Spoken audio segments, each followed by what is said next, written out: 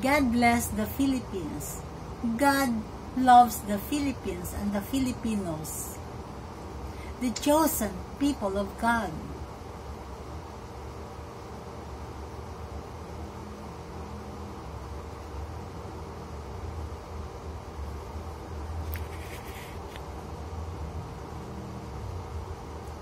They are the modern Israelites.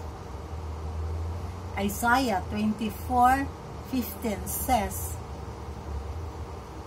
"Therefore in the east, give glory to the Lord, exalt his name, the God of Israel, in the sea islands." The kingdom of God is given to his chosen in the east.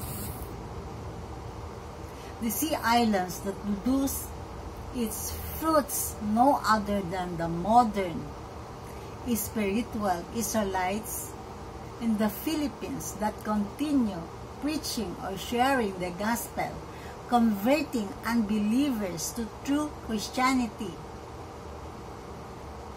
The Philippines has more than 7,000 islands with millions of population. Mostly have faith in Jesus and believe he is God and nothing is impossible with him. Today, almost all of the Philippines provinces have Jesus Miracle Crusade International Ministry outreaches, and they are the true born-again Christians with power from God, baptized in Jesus' name and baptized in the Holy Spirit, worship God in spirit and in truth, who are continually serving Him, giving God the praise and glory, exalting His most wonderful name, Jesus. They preach or share the gospel, the power of God unto salvation with the unbelievers. Luke 10:19 says, they can cast out demons in Jesus' name. These true born-again Christians have the power to tread on serpents and scorpions and over all the power of the enemy, and nothing shall by any means hurt them. Yang mga Chinese sa West Philippine Sea na nag-water cannon sa ating mga kababayan, pwede natin silang palayasin sa West Philippine Sea na walang mangyaring masama sa atin o hindi magdulot ng gera o anumang kaguluhan sa ating mahal na bansang Pilipinas sa makapangyarihang pangalan lamang ni Jesus, the Prince of Peace. Ngunit maaring pahintulutan ng Diyos ang mga gera dahil ito ay nakasaad na sa Holy Bible na mangyayari sa ating kapanahunan sa mga huling araw na ito. Walang duda, makas out ng mga Filipino true born-again Christians na nagmamahal sa ating bansa ang mga Chinese na umaangkin sa ating bansa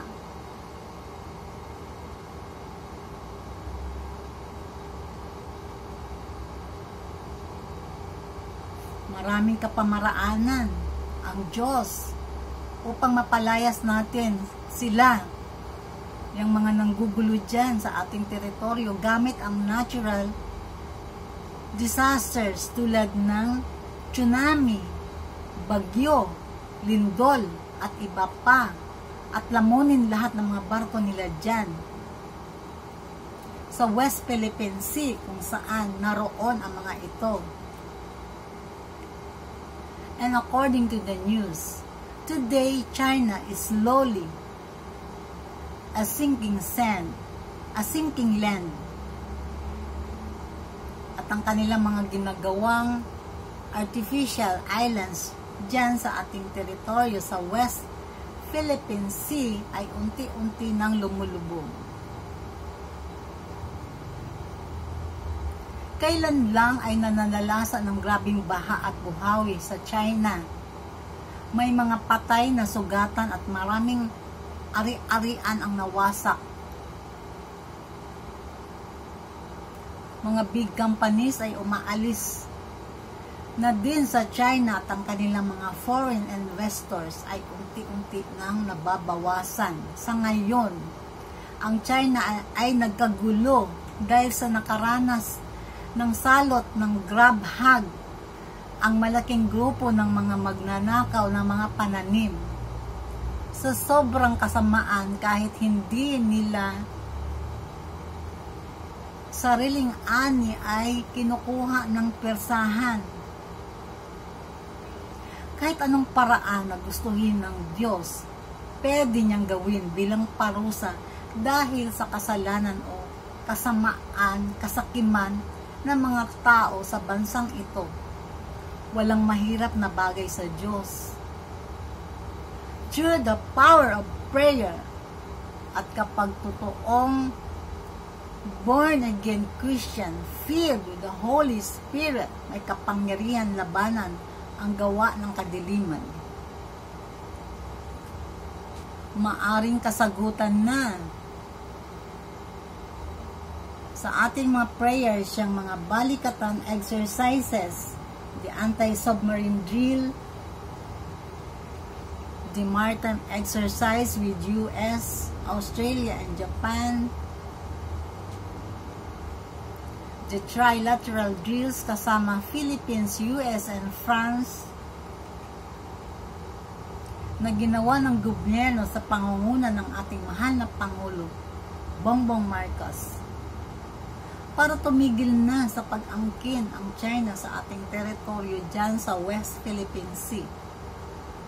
Ngunit kung hindi sila titigil at patuloy pa din ang kanilang provocations, lalo pa nating pagningasin ang ating mga panalangin. Ngunit ang Diyos ay pag-ibig at hindi ibig na ang mga tao ay mapahamak. Maaring mag-share ang mga true born-again Christians ng gospel sa mga Chinese atheists o hindi naniniwala sa Diyos upang sila man din ay kahabagan ng mahal na Panginoon at magkaroon ng buhay na walang hanggan sa langit. Kasama na sa kanila itong si Mayor Alice Goh na nagpanggap na Filipino pero isa siyang Chinese national. Very obvious naman ang kanyang kasinungalingan at common sense lang, madaling malaman ng kanyang tunay ng pagkatao base sa investigasyon ng Senado. Out of nowhere, biglang naging mayor at masasabi natin na isa siyang best actress sa pagkukunwari. Dahil sa mahal ng Diyos ang Philippines, ibinulgar na si Mayor Alice Goh ngayon upang hindi na lalong makapanalasa pa sa ating bansa. At bilang tunay na anak ng Diyos, tagapagmana ng buhay na walang hanggan, dapat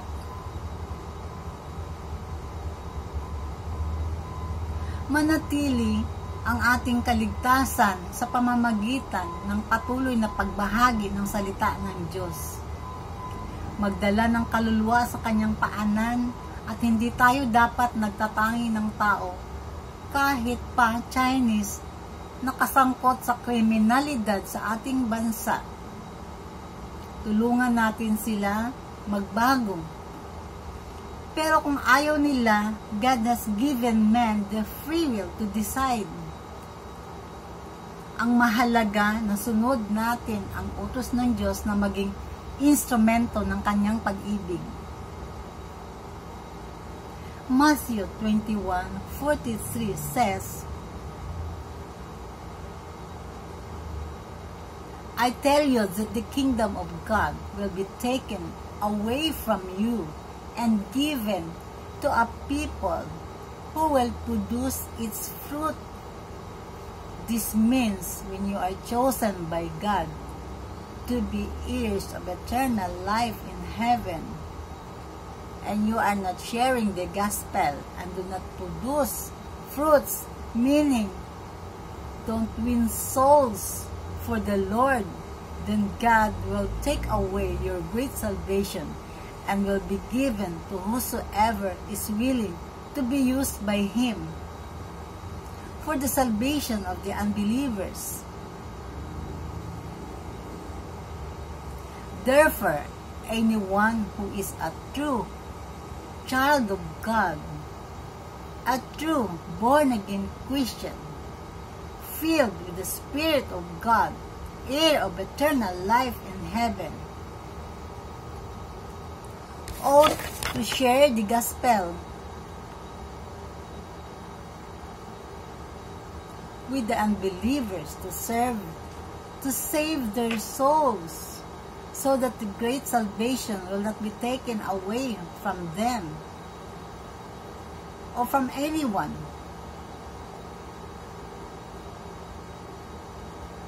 Ang kaligtasan ng ating mga kaluluwa ay ang tunay na kayamanan na hindi dapat baliwalain at sarilinin. Sa mga hindi pa naglilingkod sa buhay na Diyos at meron mag-share sa inyo ng Word of God, dapat subukan po at maging bukas po kayo sa espiritual na bagay, dahil ang buhay natin sa mundo ay pansamantala lamang.